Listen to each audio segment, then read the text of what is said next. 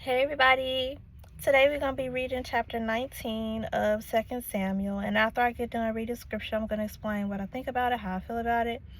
And I'm not an expert in scripture at all, so please do not lean on my understanding, but trust in the Lord for understanding and for guidance. And if I mispronounce any names, places, people, words, anything like that, I do apologize. And as always, I'm reading from my Bible. It is the New Living it is the New International Version, so the NIV version, for those who want to follow along. And without further ado, let's get started.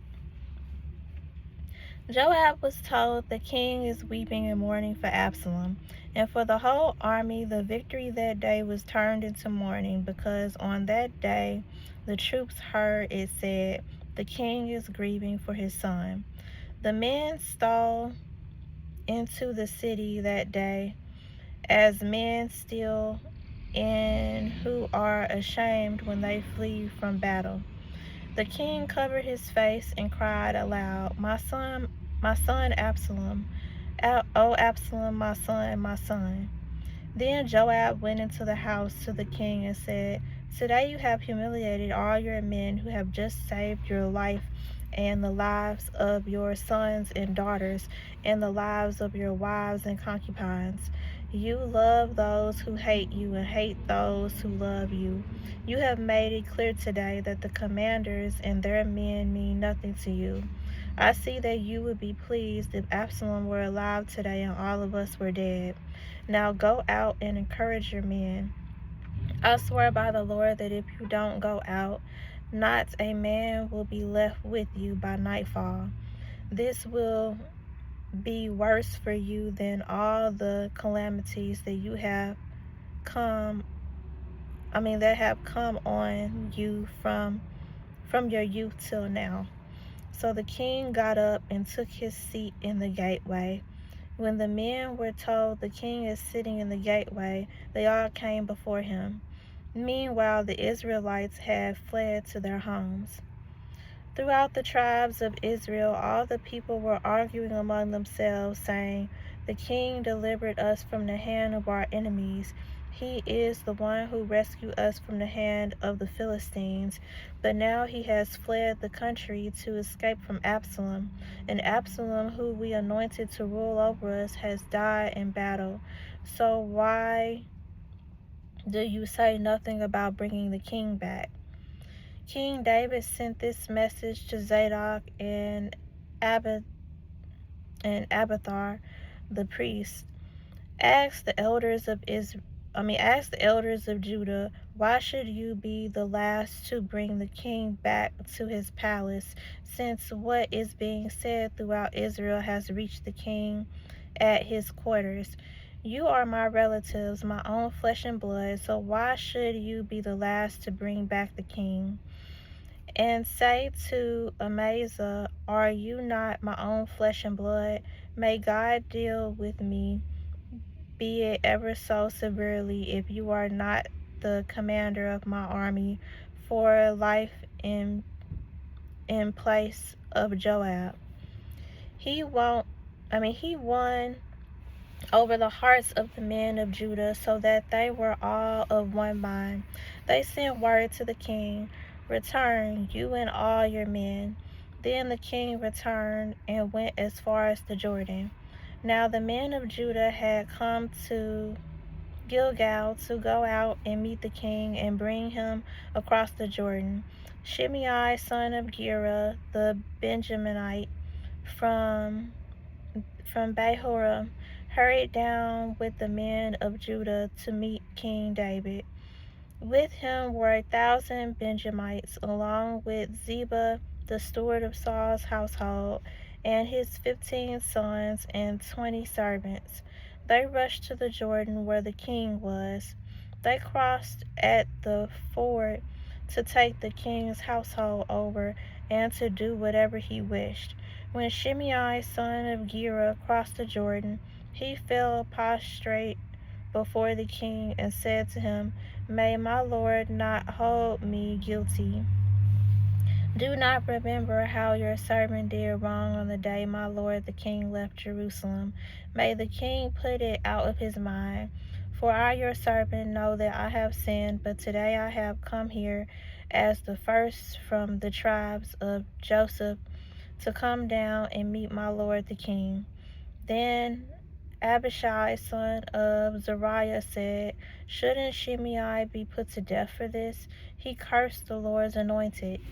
David replied, What does this have to do with you, you sons of Zeruiah? What right do you have to interfere? Should anyone be put to death in Israel today? Don't I know that today I am king over Israel? So the king said to Shimei, You shall not die.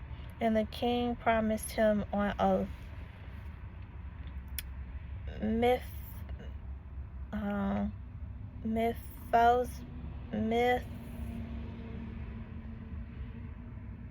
Mephibosheth, Saul's grandson, also went down to meet the king. He had not taken care of his feet or trimmed his mustache or washed his clothes from the day the king left until the day he returned safely. When he came from Jerusalem to meet the king asked him, Why didn't you go with me? Mephibosheth, he said, My lord the king, since I your servant am lame, I said, I will have my donkey saddled and will ride on it, so I can go with the king. But Ziba, my servant, betrayed me, and he has slandered your servant to my lord the king. My lord the king is like an angel of God, so do whatever you wish. All my grandfather's descendants deserve nothing but death from my lord the king, but you gave your servant a place among those who eat at your table.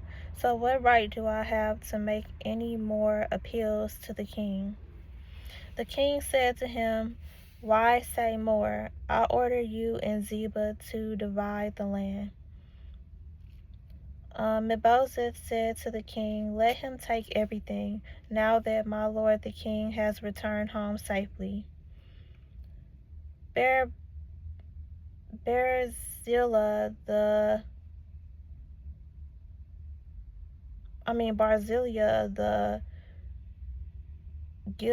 the Gileadite also came down from Rogelim to cross the Jordan with the king and to send him on his way from there. Now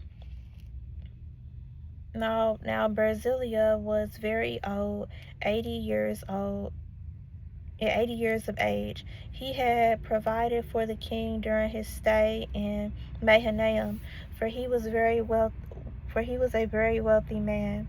The king said to Barzillai, Cross over with me and stay with me in Jerusalem, and I will provide for you. But Barzillai answered the king, How many more years will I live that I should go up to Jerusalem with the king? I am now 80 years old.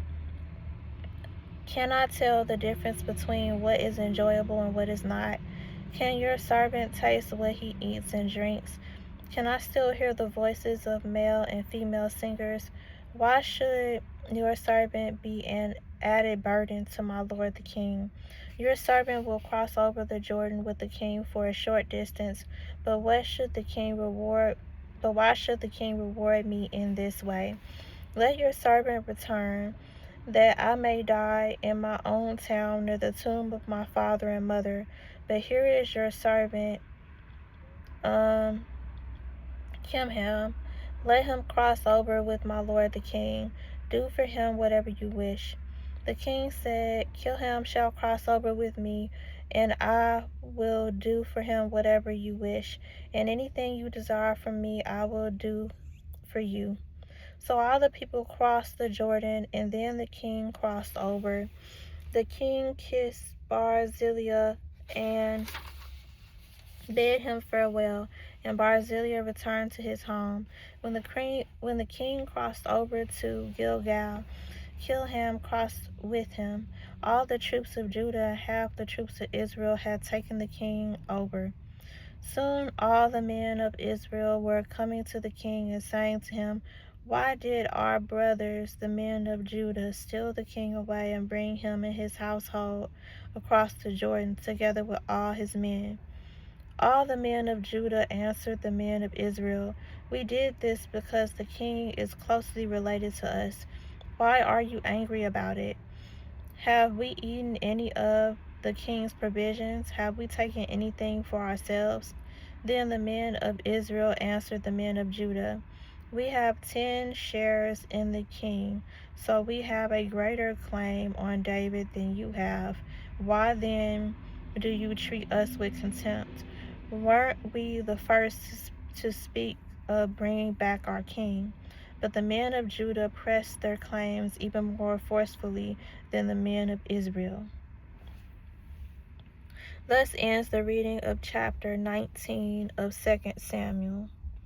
So first, I want to talk about how obviously Israel and Judah are fighting over David, basically. Feeling like one person has a claim over him, a stronger claim over him than the other and stuff. And in all honesty, I just have to talk about how that reminds me of when I was young. My mom used to do my hair. Okay. So when I was young, my mom used to do my hair, and but it but it got to the point where it was so long and it was just so much and stuff that she stopped doing it.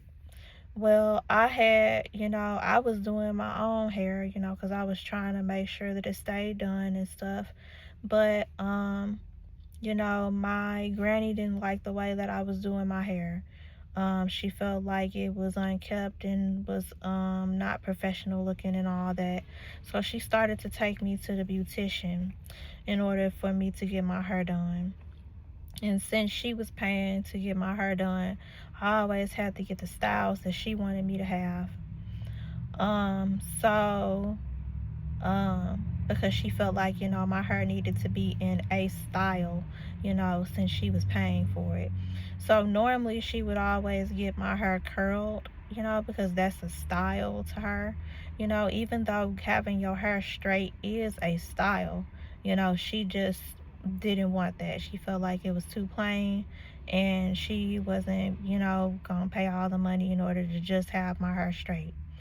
So, often my hair was curled, or put into a ponytail like I wanted, but curled, so that way, it'll be in some sort of style, to my granny.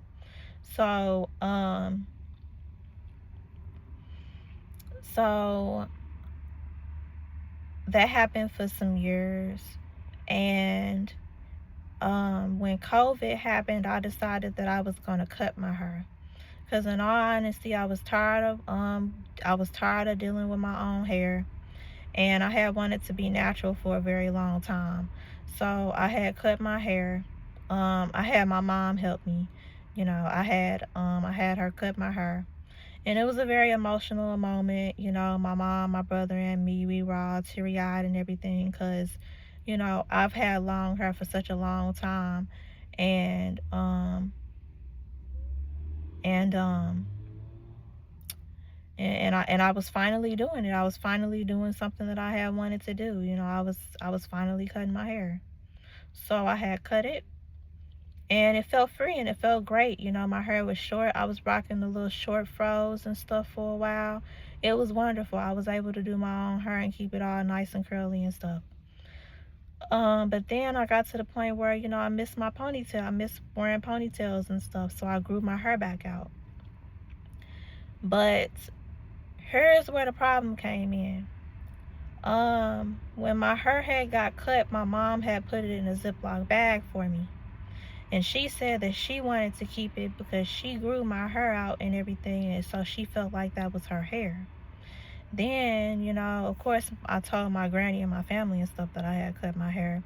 And my granny was, upset and everything that I cut it, but she felt like she was entitled to the hair, that was saved, because she grew out my hair and everything, and she, you know, was the one taking me to the beautician to have my hair done and stuff like that. So everybody felt like they were entitled to my hair because they were the ones that grew it out or whatever, or took care of it. And that was symbolism for me because I felt like everyone in the family felt like they were entitled to me. Like they were the only ones they could have me. I was the only one that could do stuff for them, you know. That I could only do stuff for them and everything, and that I couldn't help out no other family member because they'll get jealous or whatever and feel like if I'm helping all of these other people and stuff, then how am I supposed to help them? And do what it is that they want me to do for them. So it was a battle and everything. So me cutting my hair was symbolism of me cutting away from my family, of me saying that you all don't own me, I don't belong to you, I belong to myself, you know? So, and when I cut my hair, you know, the leftover hair and everything that was in that Ziploc bag, I threw it away. I threw it away because no one was gonna get it. I was not gonna give the hair to my mom saying, you have ownership of me. I wasn't gonna give the hair to my granny saying, you have ownership of me. I decided to throw away the hair because I'm the one that gets to determine, because I have ownership of myself, and I'm the one that gets to determine what happens, to me, and who I allow access, into my life and stuff like that. So, and I'm the one that decides whether or not I'm going to, utilize my time in order to help a family member or not. They don't own me, I own myself, you know.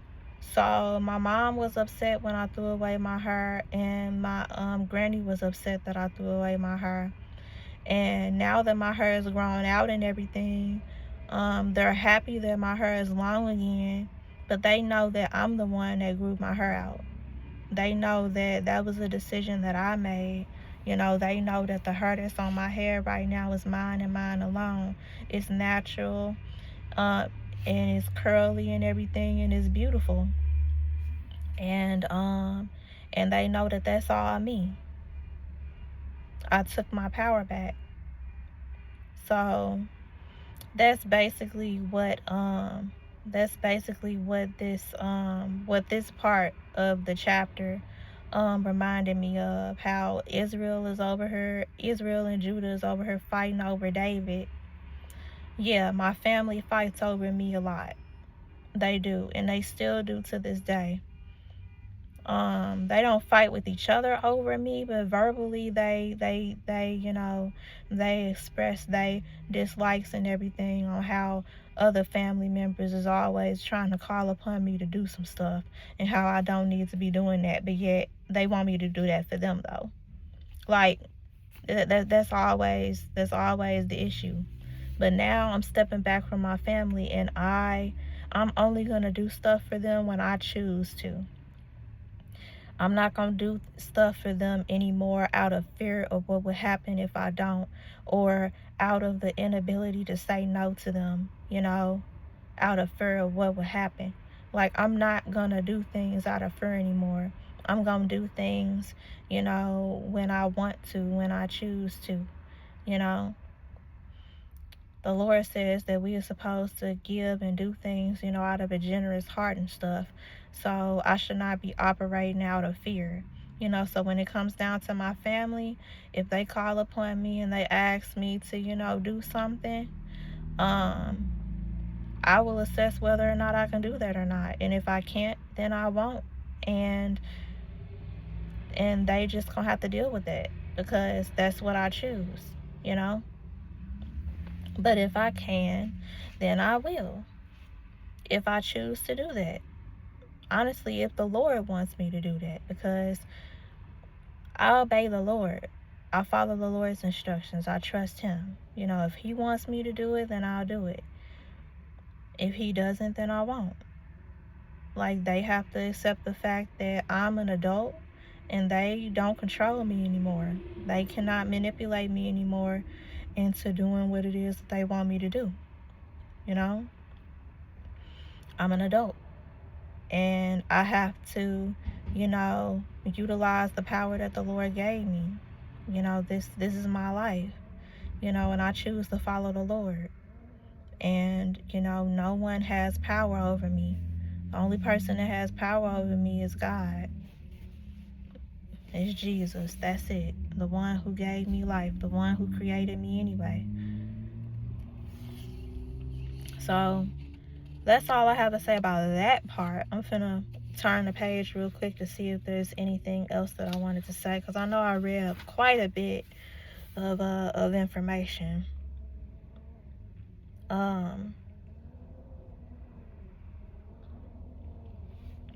Y'all know how Ziba, the servant of Jonathan's son, Moses. Um, I had a feeling that servant, that Ziba, wasn't telling the truth about Moses, because I knew that Moses was lame. I knew that he was like wheelchair bound and stuff like that. I knew that he couldn't. I knew that he was disabled. I knew that the servant was lying to David or something. Because I'm over here looking like, why would a disabled person, why would they, disrespect the king and and um and rebel against the king and stuff, when the king brought him into his home and allows him to eat at his table and stuff like that, shows him such honor and care for him and stuff. Why would that disabled person do that? It don't make no sense. So I like how the king handled it, though. I like how David handled it. He was like, okay, Ziba and Moses, both of y'all gonna have to divide the land amongst each other, basically. So you get half and you get half. But Moses was like, let Ziba have it. I don't even want it. I'm just happy that you back. In all honesty, I feel him on that. Cause he went through all of that. Cause I feel like the servant went through all of that just to get all of the stuff that belonged to him. That belonged to the disabled master that he served. I feel like Ziba did all that just to get all his master stuff. And Mephibosheth was like, basically he betrayed me and everything. He did all of that just to get all my land and stuff. Let him have it. Shoot, I don't even care about all of that. I'm just happy that you back David and that I can, continue to, be cared for, by you and sit at your table and stuff, because I love you just like my father Jonathan did, who was your best friend. Like, I understand. In all honesty, I always told myself, like, this is the beauty of the Lord and how he be fulfilling people's heart's desires and stuff. Like, I always told myself that if I ever ended up in a situation where I had to go through like a divorce or a breakup or whatever, if there is anything that I bought for that man and gifted that man and stuff, if there's any money that I gave him or anything like that, he can have it.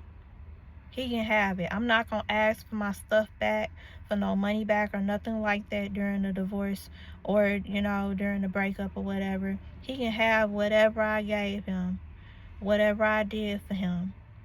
Because during that time, I did it for him out of love, and I did it for him, out of the kindness of my heart and stuff. So I wouldn't dare ask for the stuff back, So he can have the stuff and everything. I just refuse to give him anything else, though. And that's it. But luckily, the Lord has blessed me with a man where I don't have to worry about any of that. Like, for real.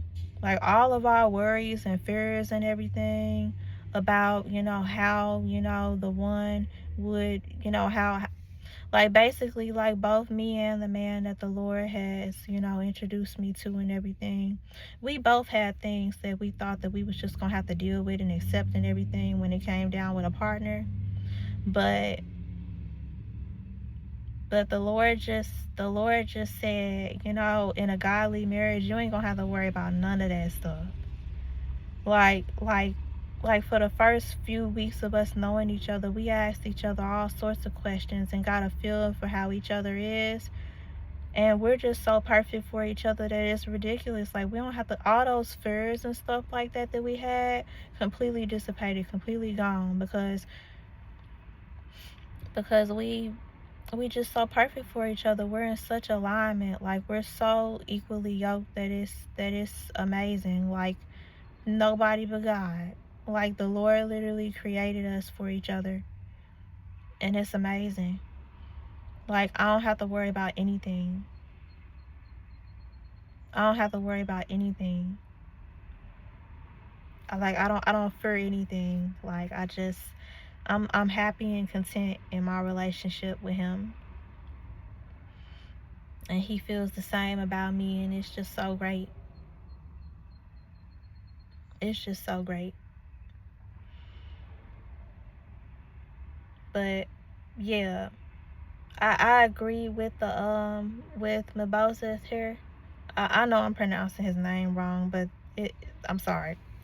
But yeah, I agree with him though. In all honesty, if I was in the same situation, I wouldn't want the land back either. I wouldn't want the stuff back either. Like, you betrayed me in order to take all of my stuff. You can have it. Have it. I don't even care about that stuff. I'm just happy that the person that I love and everything is back. That's all I care about. Like if I was in a situation where I'm getting a divorce or whatever, and they want to keep the house, that we got together, that's fine. You can have the house. You can have the house, anything that we bought together or whatever. You can have that stuff. You can have all of it. Take my name off of it. You can have it all. You're gonna be handling all them bills and stuff too. The joint account, yep, it's gonna be closed. Shoot, I'm not giving you no more of my money. Like we are gonna be completely done after this point. And you're gonna have to handle everything yourself. I don't want anything. I don't wanna have to split nothing or anything. You can have it all. 'Cause I don't need it. I don't want no ties to you. I don't wanna have to deal with all that stuff. Like, when I'm done, I'm done. Like, I would do it in a way where I walk away and I have peace, and I don't have to worry about him. I don't have to worry about him no more. But the Lord, like I said, the Lord blessed me with a man where I won't even have to deal with that. Won't even have to deal with that. Won't even have to. So it's just a blessing. It's a blessing. I'm glad that David returned to Jerusalem though. He getting his kingdom back. But another thing that struck me about this chapter was how Joab confronted David, talking about how you humiliated all your men and everything today because you over here crying over Absalom and stuff when he done did all of this messed up stuff to you and everything, but you want to make the men who love you and everything feel bad, about getting you justice and stuff. Like, he was like, basically, you hate the man who love you and you love the man who hated you. Like, that hit hard because sometimes that's how I be feeling. That's how I be feeling. When certain family members and everything have treated me bad and stuff like that, but I've done nothing but good for them. But then they want to turn around and treat good the people who wouldn't do anything for them. Who won't do nothing for them. Like, I be looking like, like that it just don't make no sense. Like, your priorities is backwards.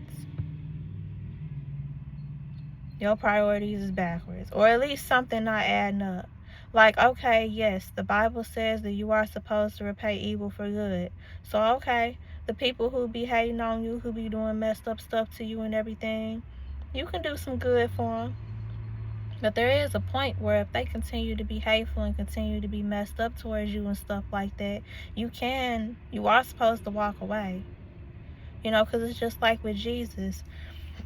When he went inside of those towns and everything in order to preach the gospel and stuff like that, in order to tell people about himself and stuff like that, the Lord only stayed there for X amount of time.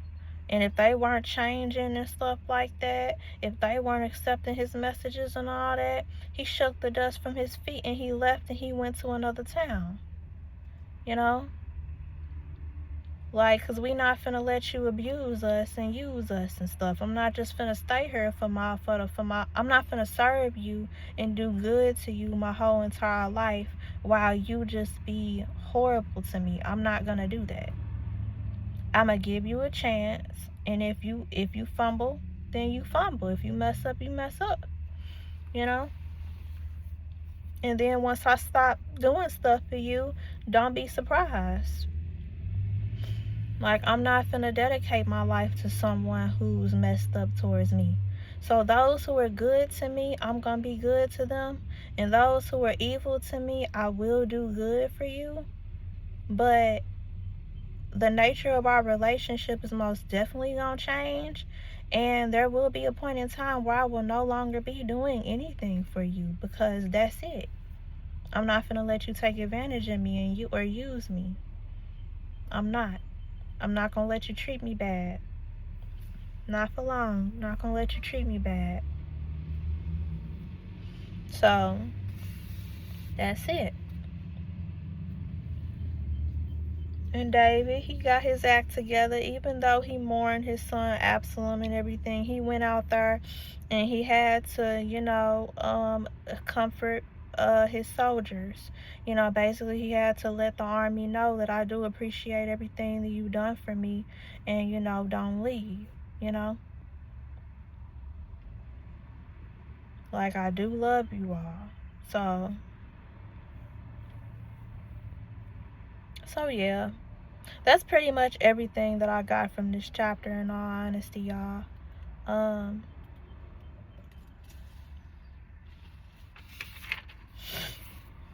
In the next chapter, we'll see what happens. I don't know what's gonna happen, but we'll see what happens in the next chapter, though.